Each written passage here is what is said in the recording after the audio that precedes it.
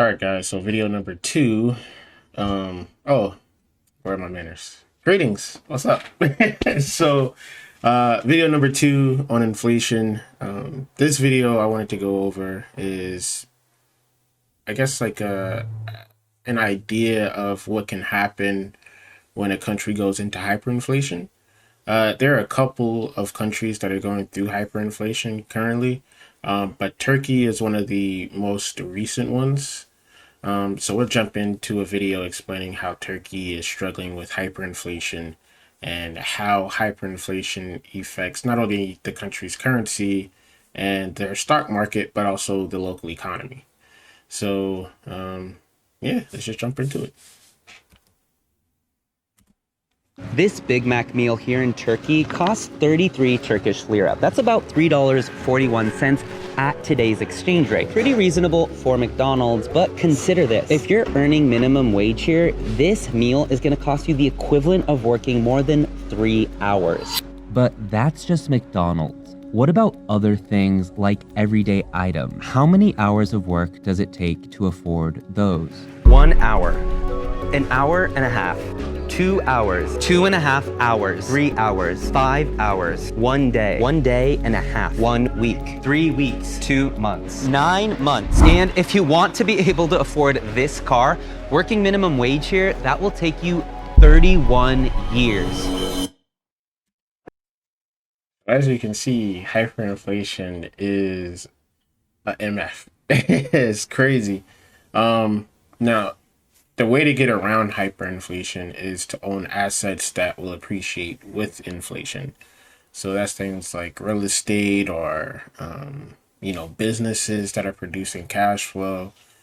You want to be able to keep up with inflation when a country is going through hyperinflation. And that's one of the beautiful things about cryptocurrency is through cryptocurrency, if your country is going through hyperinflation, sometimes I know everybody talks about how volatile Bitcoin is, but at least it's a different type of store of value that everybody has access to instead of just people having only access to gold, which is usually the hedge against inflation. So with cryptocurrency, you can, some countries have a little bit more of a difficult time because of what brokers are allowed into their country. But with cryptocurrency, it's an easier process to say, okay, if my country is going through hyperinflation, I can exchange, for example, in the video, my Turkish lira for BTC or Ethereum or Solana or whatever cryptocurrency you decide to invest in as your store of value. We'll also mention BSV, Bitcoin Satoshi Vision. But anyways, as you can see that as hyperinflation goes, and if the minimum wage or the average salary is not keeping up with inflation, it gets to a point to where even people with really secure jobs that are paying decently also can barely live as well. So really the only people that come out ahead during hyperinflation are people who either moved their currency before hyperinflation really took effect, or also people in that country who own assets that appreciate with inflation. It's actually getting worse and worse. Turkey's currency is falling drastically. The buying power is going down also. It's decreasing. Inflation is soaring. Dollar currency is getting higher. All this means daily life is becoming harder and harder. My money doesn't have any value. And its people, especially young generation, are frustrated. It's so hard to be a young people. This is literally the worst time to be a young person in Turkey. It's really hard to live here as a young person. This is a story about so much more than McDonald's or even economics. It's about how people are struggling to make ends meet as their buying power falls and its young generation dreams of a life abroad. Money is worthless and life in Turkey is worthless. It's so hard to live in Turkey, actually. That's Batakan. He was working at a jewelry store when I met him just 6 months ago. He was earning $15 per day. Last year, I earned money $20 for a day, but this year, $15. But today, he's now earning less than $9 a day. So many young people has no money. They can't drink something, they can't eat something, get outside. It's so hard for them. 6 years ago, if you had 30 Turkish lira, you could exchange that for $10. But now, if you wanted $10, you would need to fork over 100 Turkish lira for the same amount. The currency So that's one of the difficult things that come with inflation and hyperinflation, not just regular inflation. Also, when you're having those type of exchange issues with your currency being devalued due to excessive money printing, what that also causes is struggles with commodities. So if, let's say everybody needs gas, but a lot of gas that is transported through country to country is exchanged in USD. So I'm pretty sure the gas in Turkey is ridiculous because of not only the imports needing to be in USD. I don't believe that they have any trade sanctions with the US or any other country, but their leader in Turkey, he is dead set on just printing a ton of money. And every time a new Fed chairman comes in that wants to start raising rates to try and hedge that inflation, he fires them. And I mean, like, it's crazy. So anyways, we'll jump back in the video and see what else they have to say on Turkey's inflation or hyperinflation. has plunged more than 30% this year. But even before this year, things were not good. Since 2010 or so, the currency's just gone upwards, and I mean, it just keeps on going upwards. So It happened like a few years ago, where one day it just got to 8, I think, not even 10, but 8. And that day, the politicians were speaking about something, so that's why it got that high. President Erdogan and the Turkish government, I have a message. Release Pastor Andrew Brunson now, or be prepared to face the consequences. She's referring to a moment when the Turkish lira dropped the most it had in nearly 20 years because of tension between President Trump and Turkey's president. Turkish prison to the White House in 24 hours. That's not bad. I really can't forget that day because at the time the dollar just increased a lot, and my dad told me that we can't afford your college tuition anymore. Since then, the currency began falling as investors globally questioned the country's stability. As the Turkish lira becomes weaker and weaker, more people are looking to buy homegrown products instead of importing from other countries. That's just one way to keep prices stable. And homegrown bananas are just one example. So even though I paid twice as much for these bananas, they're actually clearly not as fresh because they were imported from Costa Rica. But I am curious to see which one tastes better, the ones that are from Turkey or the ones that are imported. I honestly didn't think that Turkey had the climate to even grow bananas, so the fact that they're selling homegrown bananas. Yeah, I didn't think they had the climate to grow bananas either. But as you can see, when I mentioned earlier, I don't think they're in sanctions, but maybe President Trump threatened them with sanctions a couple of years ago.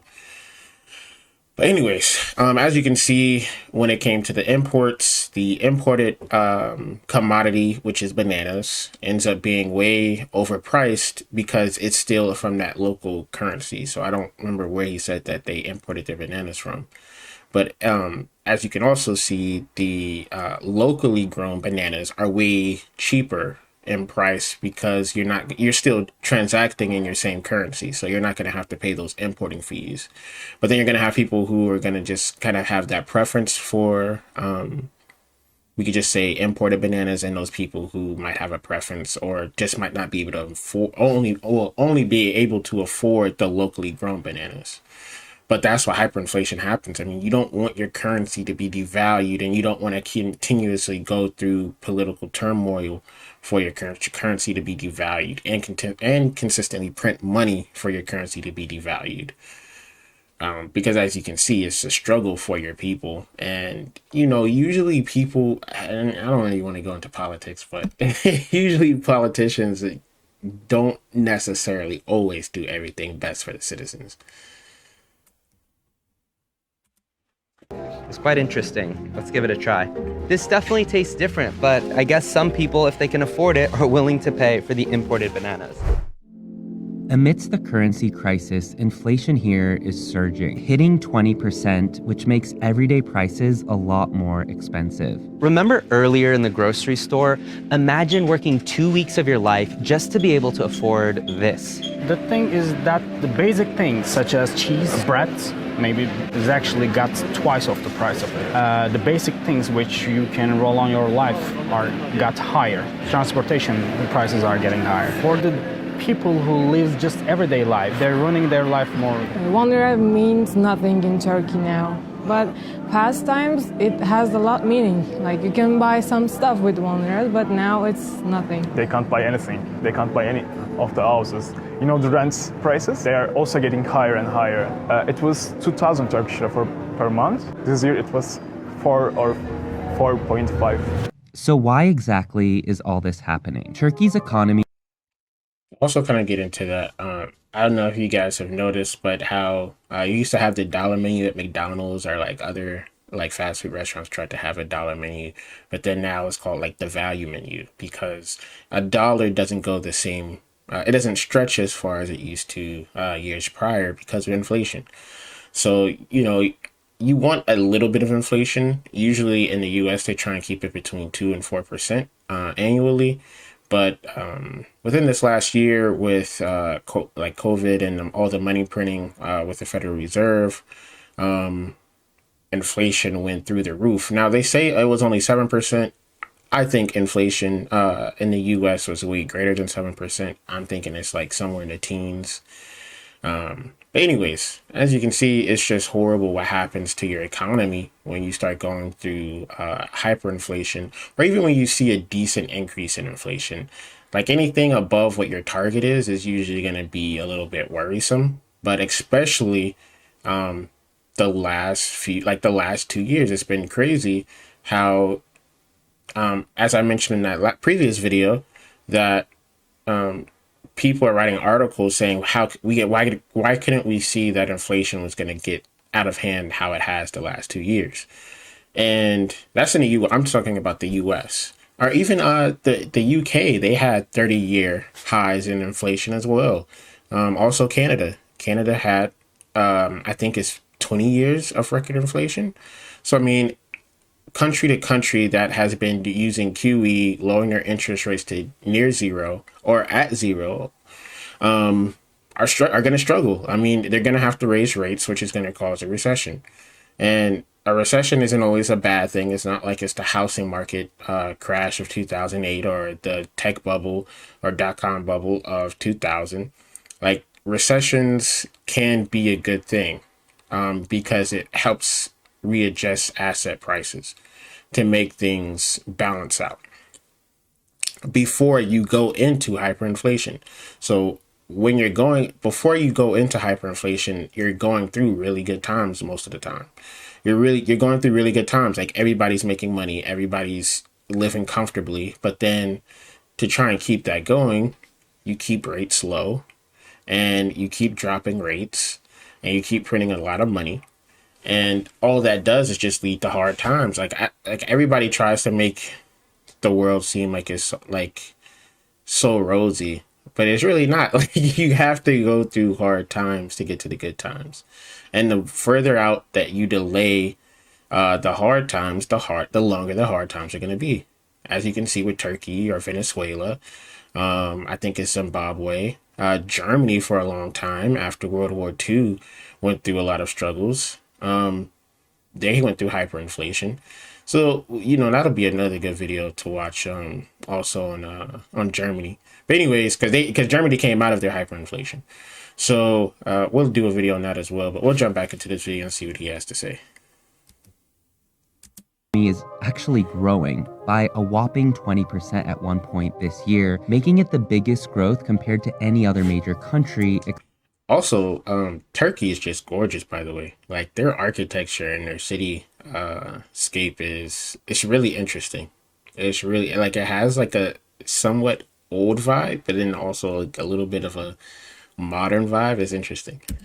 except for China. This happened especially as many of its COVID restrictions were lifted. But if the economy is growing, then what exactly is the problem? Well, you can call that partially, as some economists say, an exchange rate illusion. In terms of GDP per capita, Turkey has dropped 40% over the past 8 years. During COVID, its government was helping a lot of businesses and citizens, pumping a lot more money into the economy. This is partially why its currency is weakening and inflation is soaring. Turkey has a big economy. It's the 20th largest economy in the world.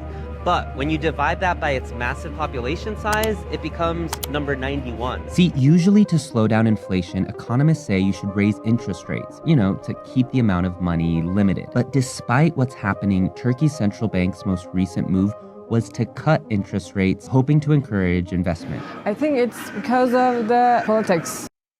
So as I was mentioning earlier, you want to raise rates. When you raise rates, you're going to help. It's not going to help the economy, but it's going to help readjust asset prices and help. I can't say really hedge inflation, but it's going to help slow down inflation, and it's going to help you get out of that hyperinflation. And yeah, you can say it's going to encourage investment, but you're hurting everybody else, and it's not even really encouraging the people that have to pay for the assets. So it just it's horrible what's happening in the country. Like, to me, it's just absolutely horrible. Beautiful country, but just horrible leadership, in my opinion. Right now, everybody's just thinking about money nowadays, but if it changes, it has to be like the politics should change, and after that, money would change, and after that, everybody will get better, I think. Turkey's president has fired the head of its central bank multiple times in just a few years. There have been 4 governors now, raising concern about any sustainable plan. Surely because of the decisions of the... All right, so let me know in the comments if you guys need me to watch the video, let the video play out first, because a lot of the stuff I was mentioning earlier in the video, he's kind of bringing up now later in the video. So, yeah. government. I'm not talking about the country. I'm talking about the specifically government. People who runs the country, who rule the country, are deciding their decisions upon their daily decision. All these money issues are impacting jobs. My friends, who's interior architects, and now they're working at cafes, and one of them asked me for a job from my dad. Job owners are paying little monies for the students, because like for an hour, I know some guys, they earn 9 or 10 Turkish lira.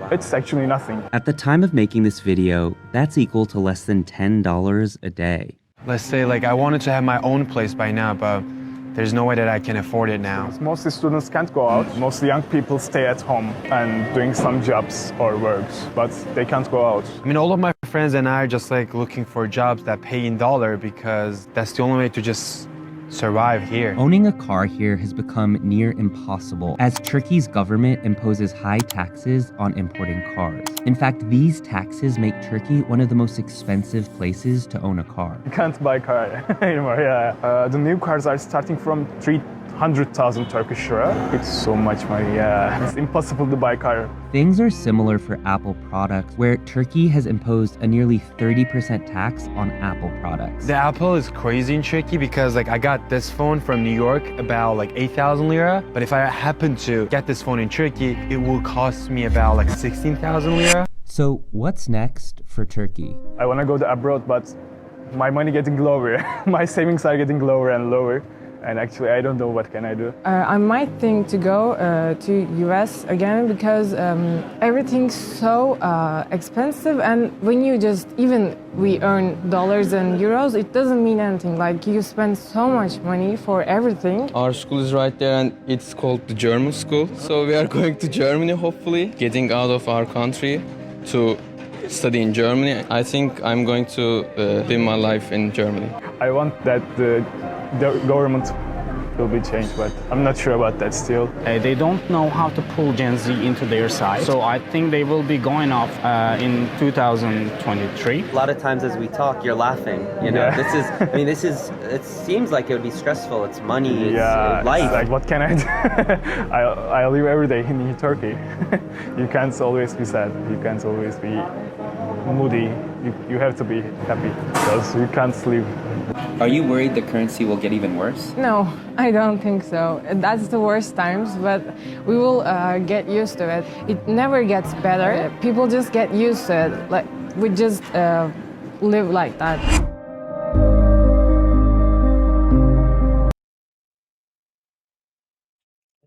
Yeah, so that's crazy.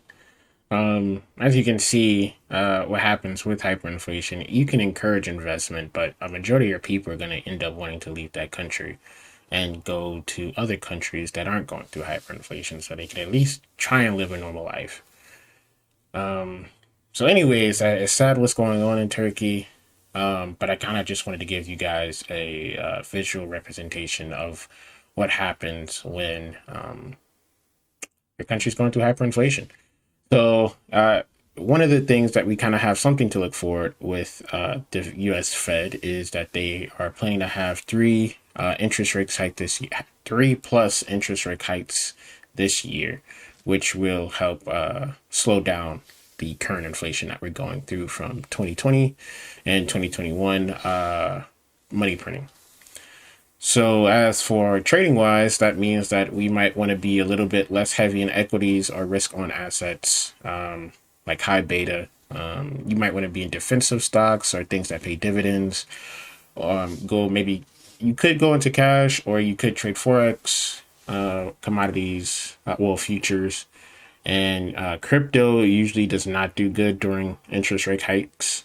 Depending on how everything goes with the US inflation, and also the UK and Canadian and the G7 currencies or countries, depending on how inflation goes with these countries, if hyperinflation starts anywhere, you could start to see a lot of investors go into cryptocurrencies, mainly Bitcoin and Ethereum. But as of now, with risk on assets not being as attractive because of the Fed rate hike, Bitcoin and cryptocurrencies probably won't do the best. You can still trade them. I would say like one of the spaces I'm interested in are NFTs.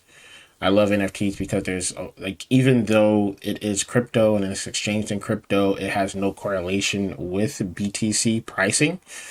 So, and it's still a risk on asset, but you're still dealing with art. So you're still purchasing, if you're purchasing good NFTs, and I'm not saying you want to buy an NFT just because you want to buy an NFT and it's just a picture that has no meaning. But if you're actually buying good art or good music or contributing to a DAO or a DAO, however you want to pronounce it, or like a solid NFT project that you believe in that actually has some type of value, I think NFTs will still be decent, even though risk on assets aren't as attractive because investors would rather be in cash. But anyways, guys, that's the video for today. I'll do another one either later on or tomorrow, and I'll see you guys soon. Adios, amigos. Peace. Oh, also, please like, comment, and subscribe. Sorry, I forgot about that part. But yeah, and turn on the post notification bell. All right, guys. Peace for real this time. Man, even Jesus had a shooter, and God be having unbelievers that didn't mess up their demeanor. And yes, they know it's hard. They know, cause when they be up in those trenches, man, they show out.